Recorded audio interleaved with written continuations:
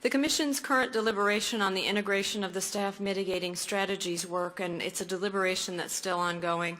Work is still ongoing, but it was a unique voting opportunity for me, and my vote will be made public when the Commission finishes its work on this matter. But it allowed me to step back because this issue on the integration of mitigating strategies work and flooding work became, to me, kind of emblematic of taking stock of where we are since Fukushima, what we've done, what we've looked at. And so I did want to express one piece of that was that larger reflection of stepping back and saying, where are we now? We're nearly 4 years out at the time I wrote this vote from that tragic occurrence. And I wrote the following based on this broader reflection. I said, I respect the work of the near-term task force whose members did yeoman's work in 90 short days and whose final report stands out among those of other nations in erudition and thoughtfulness. But it is time to speak plainly to the fact that no one has the whole answer in 90 days. In the intervening years since the task force's report, the Commission has deliberated and closed their Recommendation 1, and the Commission staff, as a body made up of hundreds of experts, has taken the task force's good efforts and advanced the agency's thinking significantly beyond it. All of the agency's contributors are to be commended for their long labors to this end. To the extent that this paper advances merely one in a whole series of informed refinements to our regulatory response to Fukushima, the Commission should continue to foster this NRC culture of continuous evaluation, feedback, and improvement. To do otherwise would be inconsistent with the NRC principles of good regulation and detrimental to the cause of safety.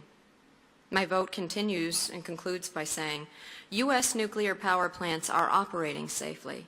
From statements made by an agency former chairman as he stood in the Rose Garden with President Obama in the earliest days after the Fukushima accident, to testimony given last December before the U.S. Congress by our most recent former chairman, NRC has given and repeated this assurance.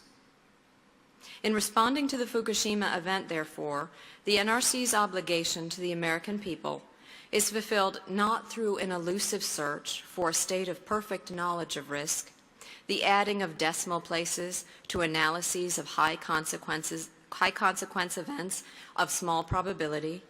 It is fulfilled through the achievement of tangible, real-world safety improvement. In the United States, this approach has yielded significant regulatory action and industry response thus far. The staff asks us to reaffirm that we intend to stay this course and pursue this goal for the reassessed flooding hazard and presents the staff's stepwise implementation actions for a rational means to its achievement. I affirm this goal and provide my support to the staff's intended actions. I wanted to share that with you again. Chairman Burns talked about this earlier. One of the pitfalls, I think, of being a commissioner is that we look the least holistically at issues before the agency, the nature of our process, and it's a good process because it's very structured and disciplined, it's scrutable, it's transparent, it yields a public voting record, a decision record, so people know not just what the Commission did, but why we did it. But the unfortunate nature of it is like the candy processing line for, Lucy. Things go past. We don't get to look across to actions. We're very focused on what's in front of us now. I wanted to share that because it was something I'd written in a contemporary sense that reflects on all of what we've done since Fukushima. And as my first Chief of Staff, Jeff Sharkey, told me, said, nobody reads your votes, so we need to talk about them. So I've done that now.